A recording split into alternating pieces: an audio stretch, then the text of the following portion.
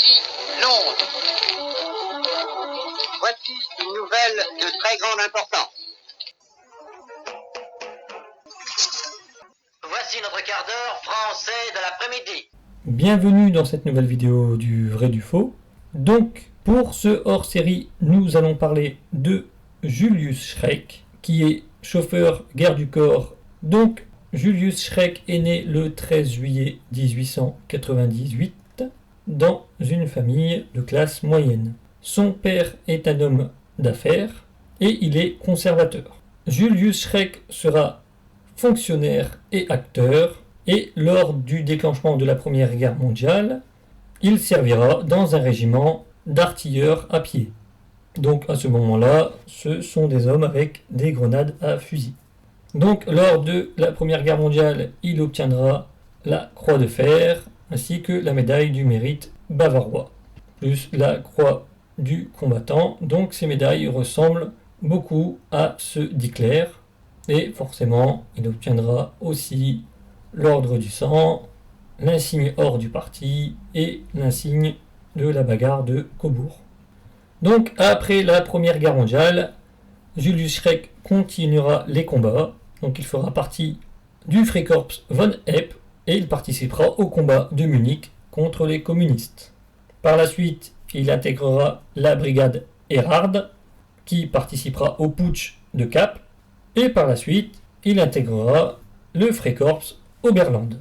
Donc il rejoindra le parti en 1920 et il sera très proche d'Hitler. Donc son travail dans le parti, au début, c'est d'être greffier, mais par la suite, il est choisi par Ernst Röhm pour choisir, avec Joseph Berchtold, des gardes du corps pour Hitler. Donc il faut savoir, comme je vous disais, que des personnes se sont fait automatiquement garde du corps des personnes qui prenaient la parole dans la salle, tout en protégeant la salle, mais lorsqu'il y a une bagarre, c'est tout le monde tape sur tout le monde et plus personne ne protège personne. Donc pour y remédier, Ernst Röhm demande à Julius Schreck et Joseph Berchtold de choisir des gars qui n'ont pas froid aux yeux pour protéger les orateurs du parti, donc Hitler principalement. Donc beaucoup de personnes disent que c'est Hitler qui a demandé à Julius Schreck, mais les vraies informations, c'est que c'est Ernst Röhm qui créera le groupe de protection. Donc ce groupe s'appellera Stabswache, donc garde du personnel, et ils seront 8 membres au début. Donc il y aura également Ulrich Graf, Emil Morris, Christian Weber, Joseph Dietrich, Rudolf Hess, Jacob Grimminger et Walter Busch. Donc tout ce beau monde participera au putsch des brasseries sous les ordres de Göring. Ils prendront d'assaut la brasserie où von Kahr fait son meeting, et comme vous avez pu le constater dans la vidéo du putsch, Hitler est déjà dans la salle à attendre. Donc Julius Schreck sera également arrêté et fera de la prison à Landsberg avec Hitler. Lorsque il sort de prison et que le parti nazi est autorisé de nouveau, Julius Schreck et Emil Morris, sous la demande d'Hitler, créent un nouveau groupe de protection. Donc à l'origine, le groupe portera le nom de Sturmtrupp Adolf Hitler. Ce groupe-là sera spécialement pour Hitler, en sachant que les autres membres du parti auront une protection également, et la protection s'appellera Saalschutz, qui veut dire protection de la salle. Donc par la suite, Julius Schreck, pour différencier ces hommes de la protection des autres SA, il leur fera porter des casquettes noires avec une tête de mort. Donc il est nommé le père de la SS, en sachant que la tête de mort lui vient de la brigade Erhard. Et à ce moment-là, le groupe de protection, aussi bien des autres autorités que de Hitler, se nommera le Schutzstaffel, plus connu sous l'appellation SS. Donc Julius Schreck sera le SS numéro 5, et il sera le membre numéro 53 du nouveau parti nazi. Donc il sera le Reichsführer SS, donc ce sera lui le commandant du groupe de protection d'Hitler, mais par la suite il renoncera à ce titre pour devenir l'un des chauffeurs d'Hitler. Donc il faut savoir que ce personnage sera très très proche d'Hitler. Hitler le considérera comme un ami intime et ils seront toujours ensemble. Donc il est appelé doublure d'Hitler parce que il faut savoir que Hitler, quand il part dans des meetings dans d'autres villes, il n'a pour escorte que son chauffeur ou quelquefois 2-3 personnes qui l'accompagnent, en sachant que sa protection doit être assurée par les SA de la ville dans laquelle il se déplace.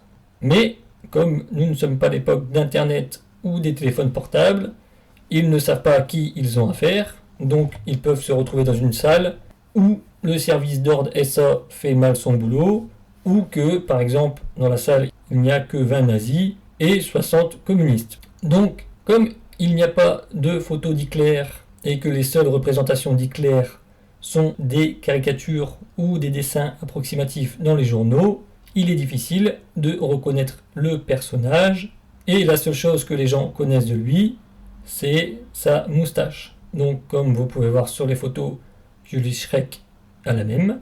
Et ce qu'ils font, c'est que quand ils arrivent à un meeting, donc comme je vous disais, Hitler déjà est toujours en retard, et tout le monde est bien chaud. Donc Julius Schreck monte sur l'estrade, et les gens, en le voyant, s'imaginent que c'est Hitler.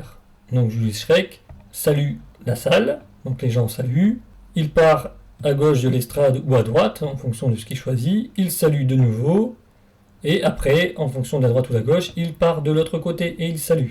Donc les gens sont euphoriques, pensent que c'est Hitler, et pendant que Julius Schreck salue les gens, il observe la salle.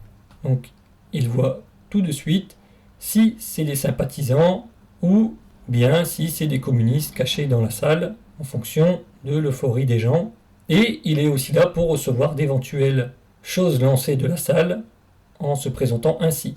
Et par la suite, une fois qu'il a fait son petit tour, en saluant, Hitler rentre sur l'estrade. Donc les gens s'aperçoivent que Julius Schreck n'est pas le bon, et tout naturellement ils se disent en eux-mêmes que c'est eux qui se sont trompés en imaginant que ce monsieur c'est Hitler. Alors que c'est un stratagème qui est mis en place par Hitler et Julius Schreck. Donc c'est pour cela que Julius Schreck est en gros la doublure d'Hitler. Mais à aucun moment Julius Schreck sera à un endroit A et Hitler à un endroit B, et que Julius Schreck dira c'est moi Hitler et se fera passer pour lui. C'est vraiment juste pour éviter tout incident quand il se présente dans des salles inconnues. Donc par la suite, Julius Schreck deviendra le chauffeur officiel d'Hitler lorsque Emil Morris présente sa démission. Si vous avez suivi le hors-série sur Emil Morris, vous savez qu'Emil Morris fricotait avec la nièce du patron et que Hitler lui a fait la tête. Bien qu'il ne l'ait pas viré, il lui a rendu la vie insupportable en le mettant mal à l'aise. Donc Emil Morris de lui-même a démissionné et Julius Schreck deviendra le chauffeur attitré. Donc dans l'ASS, il ira jusqu'au grade d'Oberführer, en sachant que lui, il ne donne pas vraiment d'ordre aux gens, il n'a rien à voir avec les ordres donnés au SS. Lui, son rôle, c'est vraiment de conduire Hitler et de le protéger.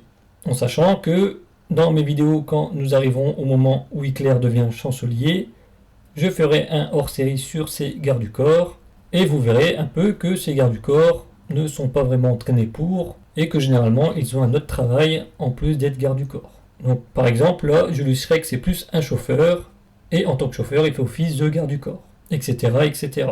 Mais ce n'est pas vraiment des gens attitrés, pris pour sa sécurité. Mais nous y reviendrons par la suite.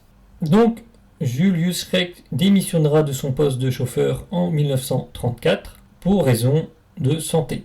Et il décédera justement de cette maladie, la méningite, le 16 mai 1936. Hitler lui fera des funérailles nationales où toutes les grandes autorités nazies seront présentes. Hitler lui dédiera à titre posthume le grade de Brigadeführer et des noms de rues porteront son nom ainsi que des unités militaires. Et il faut savoir que c'est un des rares moments où les gens ont pu voir Hitler pleurer. Donc quand je dis pleurer, c'est plus des larmes qui coulent, mais c'est très rare que Hitler fait montrer ses émotions aux personnes, surtout devant autant de monde. Et il faut savoir aussi que Hitler aura une photo de Julius Schreck près du portrait de sa mère, Donc c'est pour dire à quel point il tenait au personnage. Et je le rappelle, il faut vous dire qu'ils ont passé énormément de temps ensemble. Donc depuis 1920 dans le parti, ils ont fait la prison ensemble. Ensuite, il a fait office de garde du corps et de chef de commandant de garde du corps de 1925 à 1926. Et de 1926 à 1934, il sera chauffeur et garde du corps. Et donc, ils seront toujours ensemble. Ils mangeront quasiment tout le temps ensemble. Et le seul moment où Hitler n'est plus vraiment en présence de Julius Schreck, c'est en 1934, lorsqu'il démissionne à cause de sa maladie. Donc, ils ont passé quasiment 14 ans ensemble. Donc, pour Hitler, Julius Schreck était vraiment un ami intime. Donc voilà, cette vidéo est terminée. J'espère que vous avez appris des choses et je vous souhaite une bonne journée.